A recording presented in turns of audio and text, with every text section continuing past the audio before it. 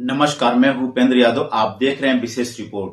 आज की यह खबर सिर्फ आग लगने की घटना नहीं है। यह खबर है एक गरीब परिवार की मेहनत के जलकर राख हो जाने की, एक बस्ती की नींद में लगी आग की, उस और उन सवालों की जो हर बार ऐसी घटनाओं के बाद उठते हैं सवाल, लेकिन जवाब नहीं मिलते। गाजीपुर जनपद के जखनिया तहसील क्षेत्र से आई यह तस्वीरें और ये सिसकती कहानी दिल को झकझोर देने वाली है। जहां आधी रात एक झोपड़ी में उठी आग की लपटों ने सिर्फ तिनकों को नहीं जलाया, बल्कि एक पूरे परिवार का सहारा, उसकी गृहस्थी, उसकी जमा पूंजी और उसकी उम्मीदें सब कुछ नष्ट कर राख में बदल दिया। यह घटना है विकासखंड जखनिया अंतर्गत ग्राम सभा जौहरपुर की दलित बस्ती की। बीती रात करीब 12 बजे के आसपास जब पूरा गांव गहरी नींद में सो रहा था, तभी अचानक एक झोपड़ी से धुआं उठता हुआ दिखाई दिया। कुछ ही पलों में आग ने विकराल रूप धारण कर लिया और संजय राम की झोपड़ी आग की चपेट में आ गई। तेज लपटे, काला धुआं और चीख पुकार, रात की खामोशी एकाएक कोहराम में बदल गई। जिस वक्त यह आग लगी उस समय झोपड़ी के भीतर संजय राम, उनकी पत्नी और उनके बच्चे गहरी नींद में सो रहे थे। आग की गर्मी और धुएं से नींद खुली तो हालात समझने में जरा भी देर नहीं लगी। घबराए हुए परिवार के लोग जान बचाने के लिए चीखते चिल्लाते झोपड़ी से बाहर निकले।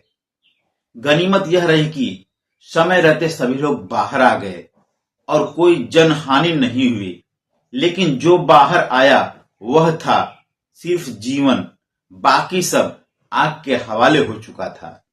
इस अग्निकांड में संजय राम की लगभग पूरी गृहस्थी जलकर राख हो गई।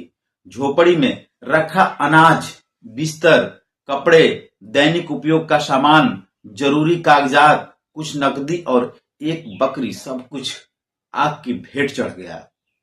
एक साल की मेहनत, एक एक सामान जो बड़ी मुश्किल से जुटाया गया था, वह कुछ ही मिनटों में राख में बदल गया। जब संजय राम के परिवार की चीख पुकार आसपास के लोगों तक पहुंची तो पूरी बस्ती जाग उठी। ग्रामीण बाल्टी, डिब्बे और जो मिला उसी से आग बुझाने दौड़ पड़े। पूर्व सैनिक मुनीलाल बताते हैं कि हम लोगों ने भरसक कोशिश की, लेकिन आग इतनी तेज थी कि झोपड़ी को बचाया नहीं जा सका। जब तक आग पर काबू पाया गया तब तक सब कुछ स्वाहा हो चुका था। इस घटना ने अब एक नया मोड़ ले लिया है।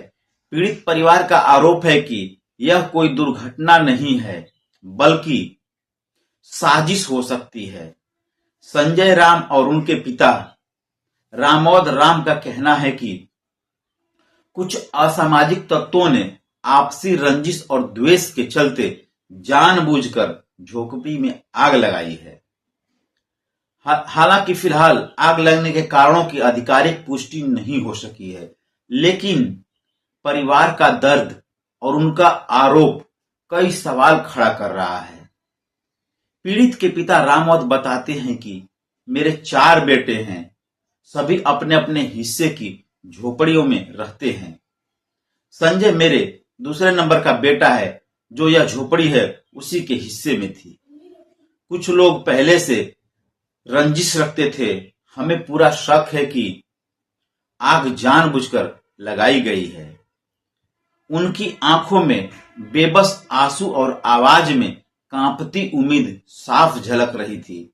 इस घटना के बाद संजय राम का परिवार अब खुले आसमान के नीचे आ गया है। रहने की कोई जगह नहीं है, खाने का इंतजाम नहीं है, बच्चों के लिए कोई सुरक्षा नहीं है। ठंड और डर दोनों एक साथ इस परिवार को घेर चुके हैं। संजय राम कहते हैं, बच्चों को बचा लिया, यही सबसे बड़ी बात है, लेकिन अब आगे कैसे जिएंगे यह समझ में नहीं आ रहा है। पीड़ित परिवार ने प्रशासन से मांग किया है कि आग लगाने वालों की गंभीरता से जांच हो, दोषियों के खिलाफ सख्त कार्रवाई की जाए। पीड़ित परिवार को तत्काल आर्थिक व्यवस्था सहायता मिले, रहने के लिए आवास की व्यवस्था की जाए। अब देखना होगा कि प्रशासन इस दर्दनाक घटना को कितना गंभीरता से लेता है। इस मामले को लेकर जब जखनिया विधायक बेदीराम से बात की गई तो उन्होंने कहा पीड़ित परिवार को हर संभव सहायता दी जाएगी, प्रशासन से बात की जाएगी और परिवार को सरकारी योजनाओं का लाभ दिलाया जाएगा। वहीं समाजवादी पार्टी जखनिया विधानसभा अध्यक्ष राजू यादव, प्रधान प्रतिनिधि अभय सिंह, अंकुर सिंह, धर्मवीर चौहान सहित अन्य जनप्रतिनिधियों और ग्रामीणों ने घटना पर गहरा दुख व्यक्त किया है और मदद का भरोसा दिलाया है। लेकिन इन तमाम आश्वासनों के बीच कुछ सवाल अब भी खड़े हैं। क्या यह सचमुच दुर्घटना थी या इसके पीछे साजिश? क्या गरीबों की झोपड़ियों की सुरक्षा की कोई व्यवस्था है? क्या हर बार की तरह यह मामला भी कुछ दिनों में ठंडे बस्ते में तो नहीं चला जाएगा? और सबसे बड़ा सवाल, क्या संजय राम का परिवार फिर से सम्मान और सुरक्षा के साथ जी सकेगा? आज की यह खबर हमें याद दिलाती है कि एक आग सिर्फ झोपड़ी नहीं जलाती, वह एक परिवार का भविष्य भी जला देती है। जरूरत है संवेदनशील प्रशासन की, तत्काल राहत की और न्यायपूर्ण कार्रवाई की।